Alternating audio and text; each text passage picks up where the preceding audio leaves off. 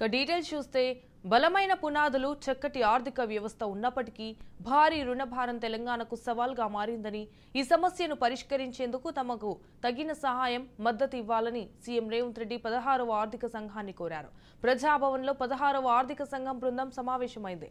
Chairman Arvind Panagariya, deputy CM Bhatti Vikramarka, మంత్రులు పొంగులేటి శ్రీనివాస్ రెడ్డి, శ్రీధర్ బాబు, ఉత్తమ్ కుమార్ రెడ్డి, కోమట్ రెడ్డి, పొన్నం ప్రభాకర్ తదితరులు హాజరయ్యారు.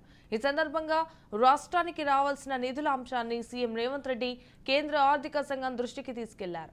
గత 10 ఏళ్లలో బీఆర్ఎస్ ప్రభుత్వం భారీగా అప్పులు తీసుకుందని, దీంతో రాష్ట్రం ఆదాయంలో ఎక్కువ భాగం రుణాన్ని తిరిగి చెల్లించడానికే వెచ్చించాల్సిన పరిస్థితి ఏర్పడిందన్నారు.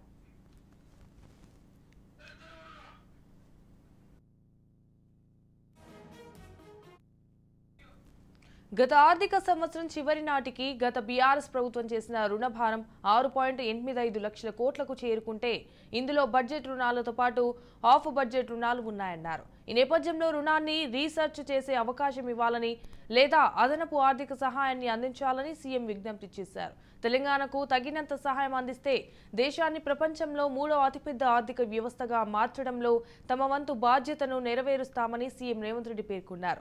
కేంద్ర పన్నుల్లో రాష్ట్రానికి పంపిణీ చేసే నిధుల వాటాను 41% నుంచి 50%కి పెంచాలని కోరారు.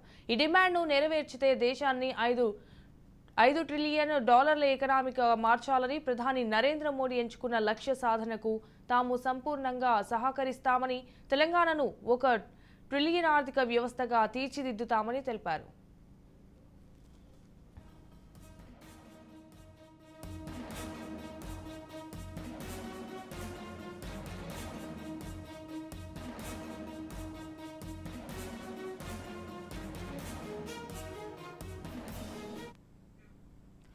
కేంద్ర పథకాల కఠిన నిబంధనల కారణంగా వాటి ప్రయోజనాలు పొందడంలో రాష్ట్రాలు ఇబ్బందులను ఎదుర్కొంటున్నాయని డిప్యూటీ సీఎం భట్టి అన్నారు. రాష్ట్రాలు తమ అవసరాలకు అనుగుణంగా సెంట్రల్ స్పాన్సర్స్ స్కీమ్లను రూపొందించడానికి స్వయం ప్రతిపత్తిని కల్పించాలన్నారు. సెస్లు, సర్చ్ ఛార్జీలు రాష్ట్రాలకు వాటా ఇవ్వాలని కోరారు. స్థూల పన్ను ఆదాయంలో రాష్ట్రాల వాటా తక్కువగా ఉందన్నారు. తలసరి ఆదాయం ఎక్కువ ఉన్నప్పటికీ సంపద, ఆదాయం మధ్య పెద్ద అంతరం ఉందన్నారు.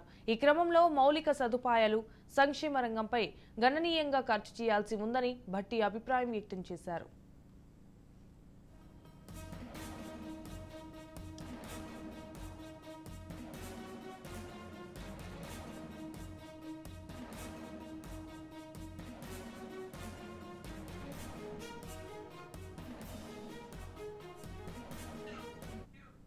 రైట్, ఇక ఇదే అంశంపై మరింత సమాచారం మా special correspondent Teja phone in ద్వారా అందిస్తారు. సంజన, మొత్తంగా తెలంగాణ ప్రజాభవన్ లో అయితే మాత్రం 16వ ఆర్థిక సంఘ బృందం అయితే సమావేశం జరిగింది. 2 రోజులు పర్యటనకు వచ్చినటువంటి ఈ కేంద్ర ఆర్థిక సంఘం అయితే మాత్రం నిన్న పలు అంశాలపైన చర్చించినటువంటి పరిస్థితులు కూడా మనం చూసాం. పంచాయతీ రాజ్ ప్రతినిధులతోటి, అదేవిధంగా మున్సిపల్ శాఖకు సంబంధించినటువంటి ప్రతినిధులతో కూడా కొంత సమావేశం నిర్వహించినటువంటి పరిస్థితులు కూడా మనం చూసాం.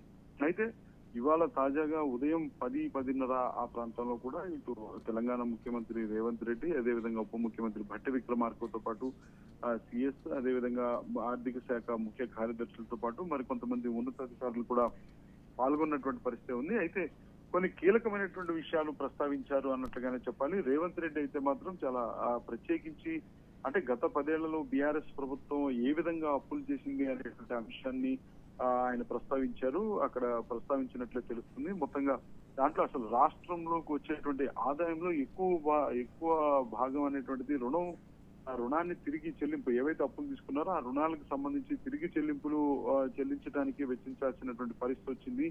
మొత్తంగా 6.85 లక్షల కోట్ల వరకు బడ్జెట్ రుణాలతో, ఆఫ్ బడ్జెట్ రుణాలు కావచ్చు, బడ్జెట్ రుణాలు ఉన్నాయి అనేటువంటి అంశాన్ని కూడా ఇటు ముఖ్యమంత్రి రేవంత్ రెడ్డి చాలా స్పష్టంగా కూడా ప్రస్తావించినటువంటి పరిస్థితి కనపడింది. ఇంకా రుణం రీస్ట్రక్చర్ చేసేటువంటి అవకాశం ఇవ్వాలి అనేటువంటి ఒక ప్రతిపాదన అయితే మాత్రం ముఖ్యమంత్రి రేవంత్ రెడ్డి కేంద్ర ఆర్థిక సంఘం ముందుంచారు. అదేవిధంగా ఆర్థిక సహాయం చేయటంలో కూడా కొంత పెంపు ఉండాలి, కాస్త పెంచాలి, అదనపు ఆర్థిక సహాయం చేయాలి, ప్రస్తుతం రెగ్యులర్ గా ఇచ్చేదానికంటే కూడా కొంచెం అదనంగా కూడా కేటాయించాలి నిధులు అనేటువంటి స్థాయిలో కూడా రేవంత్ రెడ్డి మాట్లాడిన పరిస్థితి కనపడింది. అయితే ఈ విధమైనటువంటి అంటే కేంద్ర ప్రభుత్వం అనేటువంటిది ఈ రాష్ట్రానికి రాష్ట్ర అభివృద్ధికి సహకరిస్తే ఖచ్చితంగా ఏదైతే మూడవ ఆర్థిక వ్యవస్థగా మార్చడంలో కూడా మా బాధ్యత నెరవేరుస్తామంటూ కూడా రేవంత్ రెడ్డి ప్రస్తావించినటువంటి పరిస్థితులు కూడా మనం చూడొచ్చు. అదేవిధంగా ఇక కేంద్ర పన్నుల నుంచి రాష్ట్రానికి వస్తున్నటువంటి ఏదైతే ఆ శాతం ఉందో ఆ పంపిణీ చేసేటువంటి నిధుల వాటాను గురించి కూడా రేవంత్ రెడ్డి ప్రస్తావించారు. 41% ఉన్నటువంటి అంశాన్ని 50% వరకు పెంచాలనేటువంటి ఒక ప్రతిపాదన అయితే ముఖ్యమంత్రి రేవంత్ రెడ్డి కేంద్ర ఆర్థిక సంఘం ముందు ఉంచినటువంటి పరిస్థితి. ఇంకా ప్రత్యేకించి ఇటు సెంట్రల్ స్కీమ్స్ విషయంలో కూడా కఠిన నిబంధనలు ఉన్నాయి, వాటిలో కూడా కొంత వెసులుబాటు కల్పించాలి.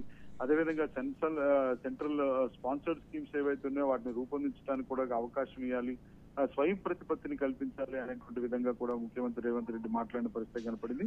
మొత్తంగా చూస్తే తలసరి ఆదాయం ఎక్కువ ఉన్నప్పటికీ కూడా సంపద ఆదాయం మధ్య పెద్దగా అంతరం ఉండటం లేదు. మౌలిక సదుపాయాలు సంక్షేమ రంగంపై గణనీయంగా ఖర్చు చేయాల్సినటువంటి అంశాలు ఉన్నాయనేటువంటి అంశాన్ని ఉప ముఖ్యమంత్రి బట్టి విక్రమార్క ప్రస్తావించారు. మొత్తంగా అయితే మాత్రం అంటే రాష్ట్రంలో ప్రస్తుతం నెలకొన్నటువంటి పరిస్థితులు, ఇటు గతంలో ఇటీవల కురిసినటువంటి వర్షాలు, దానివల్ల జరిగినటువంటి నష్టంతో పాటు పంచాయతీలకి కేంద్రం నుంచి రావాల్సినటువంటి నిధులు ఇప్పటికీ ఇంకా పంచాయతీలు కూడా కొలువు తీరినటువంటి పరిస్థితి లేదు. వాటి పదవీ కాలం కూడా ముగిసి 7 నెలలు కూడా కాల వ్యవధి కావస్తున్నటువంటి నేపథ్యంలో అంటే ఈ నిధుల అవసరత ఏ విధంగా ఉంది, వీటిని పెంచాల్సినటువంటి అంశాలు ఏ విధంగా ఉన్నాయి అనేటువంటి అంశాలు అయితే మాత్రం ముఖ్యమంత్రి రేవంత్ రెడ్డి కొన్ని ప్రత్యేకంగా ప్రతిపాదనలన్నీ కూడా అంటే రాష్ట్రంలో ఉన్నటువంటి పరిస్థితులను వివరిస్తూనే కొన్ని ప్రతిపాదనలు ప్రత్యేకంగా కూడా కేంద్ర ఆర్థిక సంఘం ముందు అంటే 16వ కేంద్ర ఆర్థిక సంఘం ముందు పెట్టినట్లుగానే మనం చెప్పాలి. Right, thank you for the updates Teja.